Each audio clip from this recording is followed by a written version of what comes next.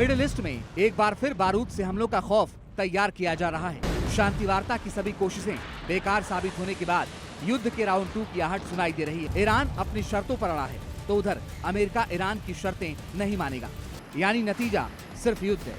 Trump बोल चुके हैं कि ईरान को परमाणु कार्यक्रम को रद्द करना होगा, लेकिन ईरान परमाणु कार्यक्रम नहीं रोकेगा।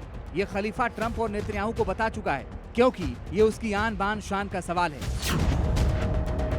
ये उसकी संप्रभुता और उसके अस्तित्व का आधार है पाएगा। ईरान के अधिकारियों कोई नीतिगत विकल्प नहीं, बल्कि इस्लामिक रिपब्लिक की वैचारिक और रणनीतिक पहचान का हिस्सा है। ईरान का मानना है कि इन मुद्दों पर झुकना समझौता नहीं बल्कि सरेंडर होगा, यानी ट्रंप और नेतन्याहू जो चाहते हैं वो कतई नहीं होगा। ईरान को पता है कि टेबल पर बात नहीं बनेगी, ऐसे में युद्ध से इस मुद्दे का हल निकलेगा।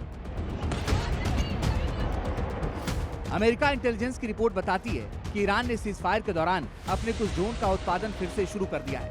इसका मतलब ये हुआ कि ईरान ने फिर से अपनी सैन्य ताकत में इजाफा कर लिया है, अपनी मिलिट्री क्षमताओं को तेजी के साथ बढ़ा लिया है। ईरान अपनी सैन्य ताकत को फिर से मजबूत कर रहा है।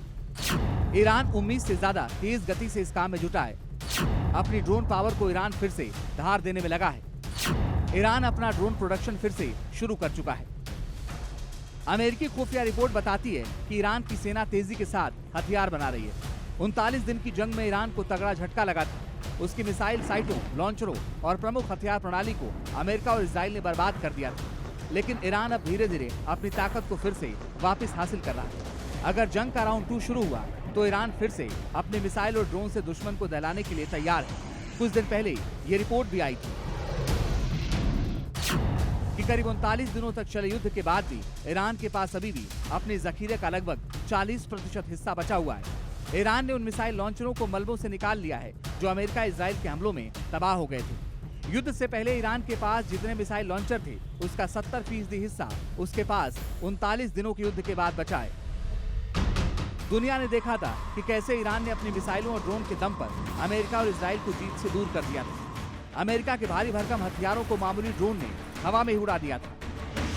ईरान की वही बनी ड्रोन सिटी फिर से तैयार हो चुकी है, दुश्मन को चकमा देने के लिए, दुश्मन को दहलाने के लिए। जहां ईरान युद्ध की तैयारी में जुटा है तो उधर शांति की कोशिशें और तेज हो गई हैं। अपने बॉस ट्रंप का मैसेज लेकर मुल्ला मुनीर तेहरान जाने वाला है। बैक चैनल डिप्लोमेसी से बारूदी हमले को रोकने की रणनीति बनाई जा रही है, लेकिन ट्रंप के बयान IRGC को रास नहीं आ रहे। ट्रंप ने कहा अगर समझौता नहीं हुआ तो कुछ ही दिनों में हमले फिर से शुरू कर दिए जाएंगे। युद्ध फिर से शुरू हुआ तो कई और अप्रत्याशित घटनाएं होंगी। ट्रंप की इस धमकी पर ईरान ने दो टूक कहा। ईरान का नया हमला ऐसे युद्ध को जन्म देगा जो पश्चिम एशिया की सीमाओं से कहीं आगे फैलेगा। यानी ईरान इस बार खाड़ी से बाहर बारूद बरसाने के लिए तैयार बैठा है। अगर अमेरिका और ईरान में शांति समझौता परवान नहीं चढ़ा तो यकीन मानिए दुनिया पर ऐसा संकट आएगा जिसकी कल्पना तक नहीं की जा सकती। Bureau report, ZBB।